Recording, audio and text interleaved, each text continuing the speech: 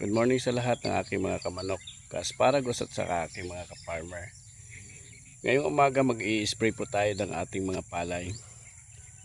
Dito sa aking area, mula doon sa dulo hanggang doon sa dulo din doon, ay iba-ibang tanim ang aking ginawa. Mayroon tayong palay at saka asparagus. Kaya ngayong umaga ay mag-i-spray po kami ng aming mga palay. Ang sa dito na side ay namumunga na at saka yung doon buntis pa. So sinasabay ko sila ng pag-spray para makukuha yung mga fungus at saka yung mga piste ng ating mga pananim. Ito na yung mga tao ko nag-i-spray na.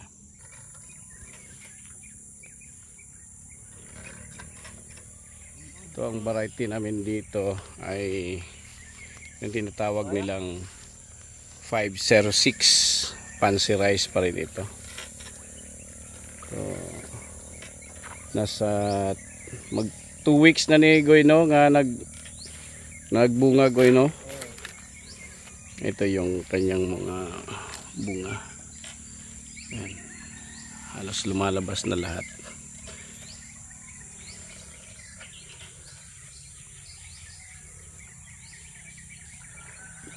Ito kasing 506 parang mababa lang siya. Sabi ng mga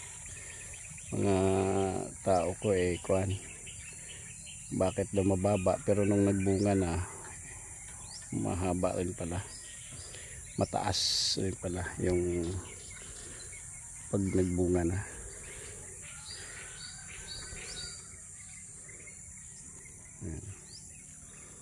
Itong aming ini-spray ay kuan ito, fungicide at saka insecticide. Tsaka hinahaluan namin ng foliar.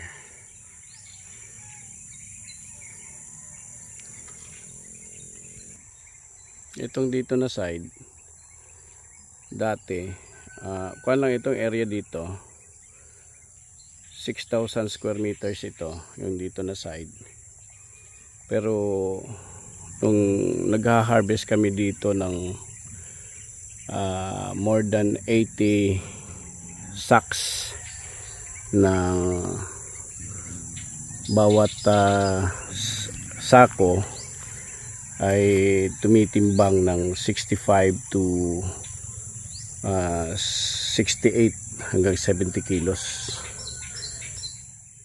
So kung maganda yung presyuhan okay sana. Pero nung nakaraan kasi umabot lang ang presyo namin ng nasa 15 per kilo.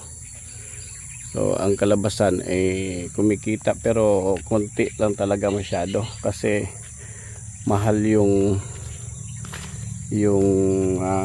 abuno, mura yung palay. So sana ngayon kikita kami ng maayos sana, dahil yung kuha namin ngayon, yung presyuhan ngayon ng palay medyo okay konti, dahil nung nakarang araw harvest doon sa dulo nakaka 20 pesos and 50 centavos. Okay na yan, masaya na kami sa 20.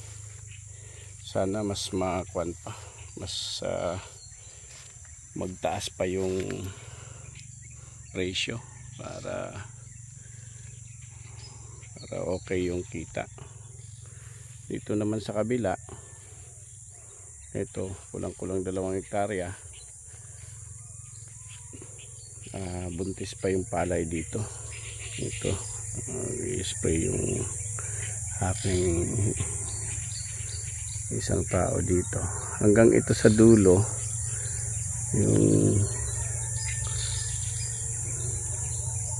dulo unahan pa dyan sa mga niyog.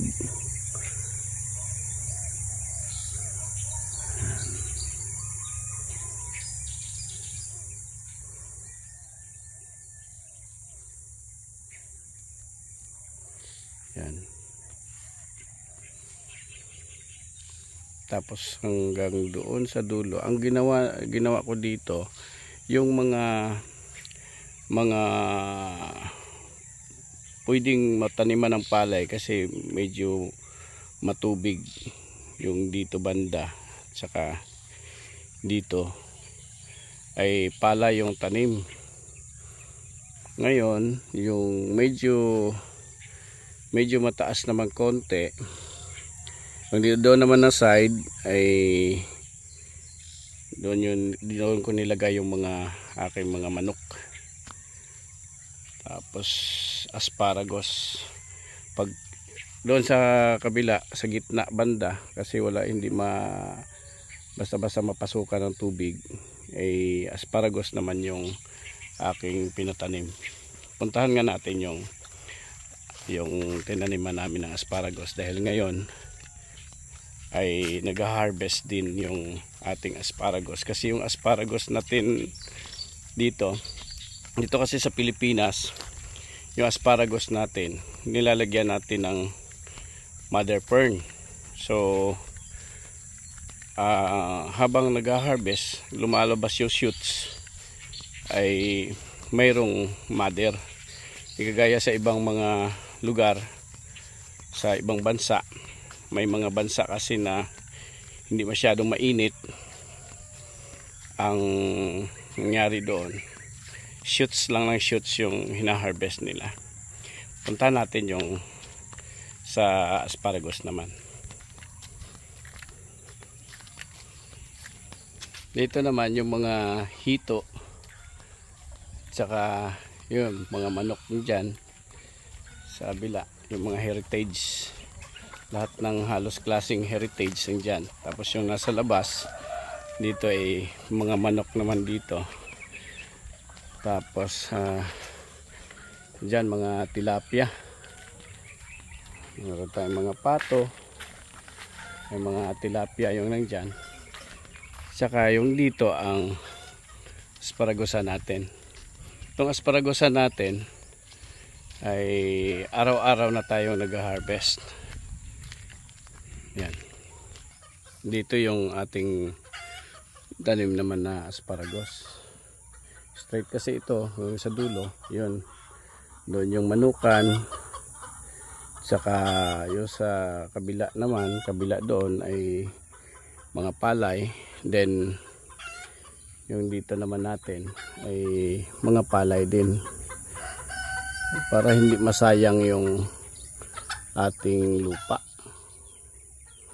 Kasi kung ating sayangin yung lupa, hindi tayo makakuha ng income sa lupa. So maximize na lang namin kung ano yung dapat naming itanim. Yung dito, yung palay dito, almost mga kulang-kulang 2 hektarya din na palay. Namumunga din yan na malapit na rin yan i-harvest.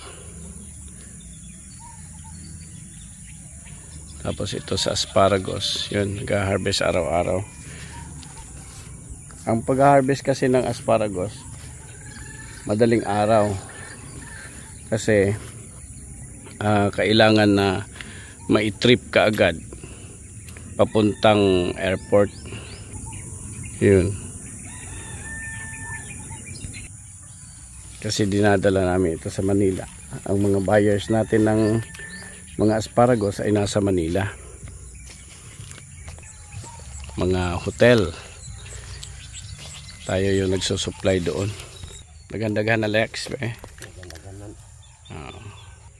So hanggang doon lang muna ngayong umaga. Maraming salamat.